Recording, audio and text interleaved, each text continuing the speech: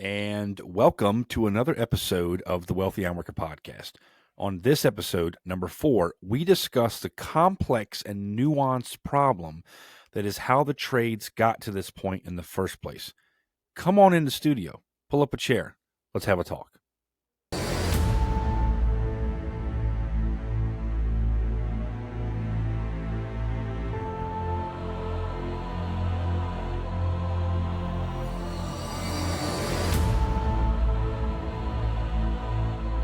Episode number 2 by talking about, there's an article in Metal Supermarkets. AWS had an article written about it. I got a hold of it, read it, I thought it was fantastic. And it's just a survey. They go out and talk to a bunch of young people. And it bore out some really good fruit. 68% of those surveyed said, hey, look, I was never even told that the skilled trades were an option by my guidance counselor. And then my personal favorite, which clearly indicates there's a perception problem for us, is that 51%, over half of the people surveyed, said they would rather be a barista than a welder. They'd rather make coffee in a coffee shop for the money that they're going to make there, as opposed to making a good money doing welding in whatever profession, which they didn't get into, and which we would, whether it's pipe fitter, ironworker, whatever. And then podcast episode number 3 comes, and I start talking, and it's not comprehensive by any means, but it is a podcast episode where we start talking about tips, tricks, tools, etc. Some of the things that I believe we should start doing or adopt in more mass by individuals, companies, institutions, etc., in order to at least acknowledge, first off, that the stigma does exist, and then utilize those very tips, tricks, tools, etc., to begin to change the narrative. And I needed to go back to number 2. I needed to address the stigma because there are so many people who just are on autopilot as if it doesn't exist. That's not to say that they don't know it's there. They do. Many do know it's there. They've dealt with it. And if they have any amount of time in the trades, they've experienced it too. The problem, as we will see in this episode, is that many people are resting, companies included, are resting in this idea that, well, people are just going to continue to come to this industry. And that's not happening. And it's not true. And it causes us a lot of grief and a lot of pain going forward. It's caused us to this point now when we are not very proactive. We're going to have to be. Times are changing, as we will see. But this episode here is how the trades got to the point that we're at today. How do we get to where we're at today? And so to more accurately address all this, we're going to take a step back and we're going to go back to World War II. World War II demonstrated to Hitler, Germany, and the rest of the world that there is an economic engine here that is very powerful. As a matter of fact, before talking to his generals and attacking us and provoking us into the war, Hitler did not believe that the economic output of America was going to be as substantial as it was. He had a very difficult time believing that. Now, the problem, for those of you who are in America today and just aren't, can't comprehend the comparison, Germany is the size of one of our states, roughly. And so he had a very difficult time. But when we turned the economic engine on, which is what pulled us out of the Great Depression, it was not the policies and the programs of FDR. It was actually the economic machine that we turned on for World War II. When we turned on that economic machine, you started to see some serious economic output. World War II ends. Those that are overseas come back home. That economic machine is still humming. So now, instead of turning all of our focus outward, we began to turn it inwardly. And this is when you started to see a huge infrastructure investment. Now, the baby boomer generation is typically known as those born from 1946 to 1964. And it's, depending on who you ask or who you read, it's somewhere in the realm of 71 to 72 million people. So we have this huge economic boom. this huge economic boom and this huge population boom. And all those people are going to work. And there's this economic engine that's already humming. And so they go to work and they begin to go into infrastructure. They begin to go into manufacturing. They begin to go into construction. And you start seeing things like the creation of the Eisenhower interstate system, the thing that we use, many of us, on a daily basis. You start to see manufacturing going up. You start to see massive numbers of investment projects that are taking place that they are getting a part of. Now, they're filling in this growth of the construction industry. And then Gen X comes along. And Gen X is typically, depending on, again, who you ask, 1965 to 1980. About 65 million people. A smaller generation in numbers, but a robust one nonetheless. They too begin to fill in the growth of the trades. And the reason why they're filling in the quote unquote growth is because the time period from 1947 to about 1977 is an era called the Great Prosperity. Now, the Great Prosperity is a term that historians would like to use to describe the economic prosperity that is unparalleled in American history. You had huge investment growth. You had huge population growth. You had a lot of families that were, people were getting more wealthy. Consequently, if you don't believe that this is true, this is why you are hearing economists today talking about how there's going to be a massive transfer of wealth from the baby boomer generation as they're retiring and passing away down to their children, usually of the millennial generation. So it was a time of great prosperity. And the baby boomers and the Gen Xers, they're getting in on this, and they are filling in the ranks of the trades. Now, the Gen X, during the Gen X time frame, that in the late 70s for sure, you start to see problems with inflation. You start to see oil problems. And those of you who were around back then know exactly what I'm talking about. You start to see oil crisis. You start to see, difficulties in the Middle East. You start to see oil issues and the like, and that causes inflation to just go up. So it's not necessarily the end of American prosperity, but it certainly does. It is the turning point from which historians say the Great Prosperity is over. And now we have this report that comes out in 1980 called A Nation at Risk that is referenced in episode number 2, where they're talking about the declining scores for Americans in public education. This starts off a flurry of events. Number one, it certainly starts off this entire push that we've seen for decades now of you have to go to college to get a good job. You got to go to college to get a good job. People have been talking about this over and over and over again. It was talked about ad nauseum when I was coming through. And so you started to see that towards the end of Gen X.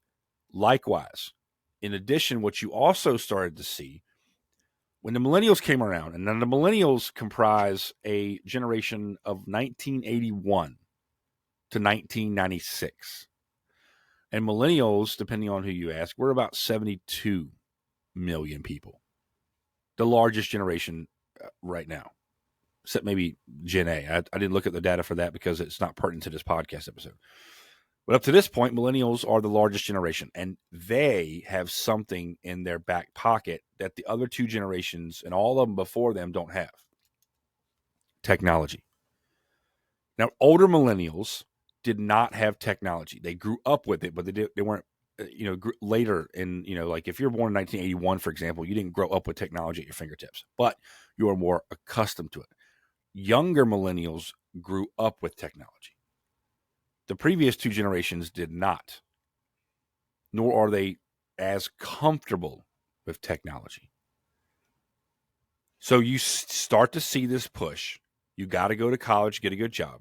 Unfortunately, that comes from outside of the trades, and there are voices inside as well who sit here and tell you, you need to go to college. You don't want to work with your hands, as if it's not noble or virtuous to build something. And then you have the millennial generation comes along. They're being told that, as well as, you know what? The future is going to be with the computers. The future is going to be on the internet.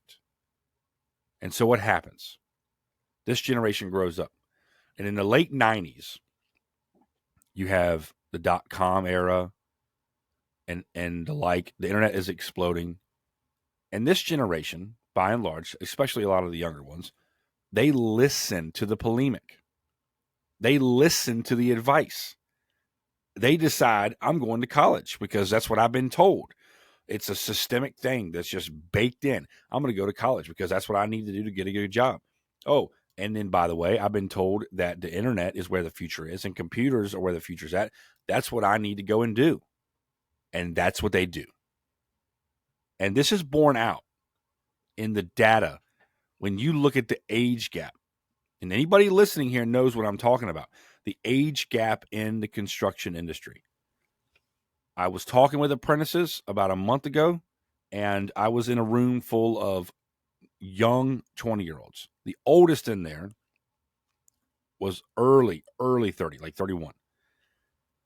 But that was one off. Most of them, up until that point, were all early 20s.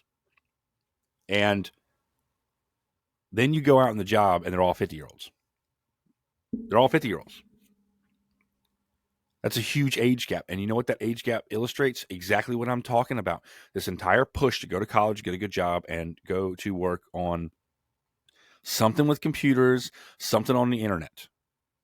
And that whole generation does that, which is why we have this huge age gap, because those who would normally be looking for other opportunity are pursuing that. Newsflash, they found out, unfortunately, that all the information they were told by older generations was not true. We as a society sacrificed younger millennials on the altar.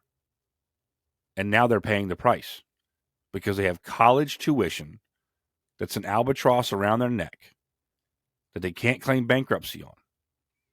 And they're still looking for opportunity, some of them. And the really ironic part, at least to me anyway, is that when you have a generation that embraces those talking points, I'm going to go to college, I'm going to pursue opportunity with computers and online, because that's the talking points, and then are raised, by and large, by the baby boomers and some Gen Xers, because there's some crossover. And then what happens? They're labeled as lazy. We look at this complex problem of all that I've just kind of talked about for the past 11 minutes or whatever, and we just automatically, blanketly assume it must be that younger generation. They're lazy, they don't want to work, and it's disingenuous because it doesn't take into account all of the information. What does the economic output look like? What were they told ad nauseum growing up? You can be anything you want to be. Lie. You can do anything you want to do. Lie. And then there's this tidbit that I think most of older people don't really take into account. I'm pretty sure of it, as a matter of fact. Millennials, especially younger millennials, and now even with Gen Z, have at least 10 times the amount of opportunity that baby boomers had. And we don't consider that. I'm going to make the assumption here on this podcast and say we don't make that connection as older people because we didn't have opportunity, so we don't see it. We don't see opportunity where it's at because it was never presented to us. Recall that the baby boomers and Gen Xers, they're the ones who are going to work for a company, and they're there for 30 years, 40 years. Gen Xers started to see it phase out, that perceived loyalty, because it wasn't loyalty at all. Employers are wrong about that one too. That's a whole different podcast episode as well. But it wasn't loyalty. It was lack of opportunity is really what it boils down to. If baby boomers had the amount of opportunity that younger millennials had, they too would have capitalized on it. And what I would have said to them, just like I'm saying to the millennials, is kudos to you for pursuing opportunity wherever it happens to be, however it is that you can make, because that's the real question. It's not about what you want to do for a living. It's about what can you do as an opportunity. How can you achieve for an opportunity? How can you fault somebody for it? And the really interesting part to me is, and I've discussed this with people before, and I'll have individuals out there who are of baby boomer or Gen X origin, and they'll say things like, well, I didn't raise my kid like that. My kid's a productive member. My kid is this. My kids are that. Hey, granted, that's fine. But I always find it interesting when people are of a specific generation and they don't claim the faults of that generation. My kids, right, were doing good. They're still productive, etc. But then when we talk about the pros of a generation as a whole, we embrace it. And I always scratch my head and wonder, well, what are you like? You're doing double talk here. As a whole, this is what's taking place. Now, the major problem with what I just kind of outlined a little bit, right? I mean, I could have gotten into the weeds with the data, but I just gave enough to really kind of lay the groundwork. Could have gotten into the weeds a little bit, but the major problem with all of that, and even more, is that if you really want to solve a problem, if you got an issue, you got whatever it is, the more of the problem, that you understand, the better likely the solution is going to take care of that problem. Right? So what happens then is we have this issue with recruitment. It starts with the stigma, but it doesn't end with the stigma. It ends with us pretending that we're acting ignorant. And ignorant simply means we don't know. And so we act as if we don't know, and many of us don't know what's actually going on, all the complexity. And so we have this problem. We don't know what it is. And then we arrogantly say, well, that's the issue. It's those young people that don't want to work. And it's not true at all. The more of a problem we understand, the better our solution will be to fix that problem. They are commensurate. They're two sides of the same coin. And this idea that we're going to sit here and solve this problem by smearing a whole generation that we raised it just blows my mind. And I'll take it a step further. The fact that there are people today who would listen to what I'm telling you, to all the variables that I've kind of outlined, and would sit and still say, those young people are lazy. I'm telling you now, from an industry perspective, we're the ones who are lazy. And right now I can hear somebody gnashing their teeth. I work 12 hours a day, 14 hours a day, whatever. You can still work 12, 14 hours a day, but be lazy in this problem-solving area of dealing with a stigma and taking care of recruitment problems. Because recruitment problems, we can definitely see we're having now. As a matter of fact, that's how this whole podcast, that's how the seeds for this podcast even got started. I talked to 2 PhD candidates who reached out to me because they got a hold of my article through Google searching, and they wanted to have a conversation about why, with all this economic opportunity that we can see coming forward, are the trades having difficulty recruiting. And in large part, it's not, the total, it's not the whole sum of the problem, but in large part, what's going on is that we fail to acknowledge all the nuances that come together to create a very complex problem. And instead just blanketly try and do generational warfare and say it's those younger people over there. They're the problem. And it's not true. Hell, I can remember when millennials were coming into the trade, because I'm like right at the earliest of the millennials. And I can remember coming in and the baby boomers said millennials were lazy. And the millennials are the ones who are propping up the industry now. And they're going to be ones who are bridging the gap. In addition to that, I'll tell you something else the millennials are going to do. Whenever you have a complex problem, and it could be a set of problems, it could just be one that takes a long time. But when you have a complex problem, you need to understand it, digested in bite-sized nuggets. You eat that elephant one bite at a time. And then you need to do the hard work. And what I mean when I said that us older people are lazy is that we're not taking the time to reflect on what it's going to take to deal and be competitive with other industries that the construction industry did not have to compete with 25 years ago. I mean, 25 years ago, dial-up was a thing. Dial-up was a thing still.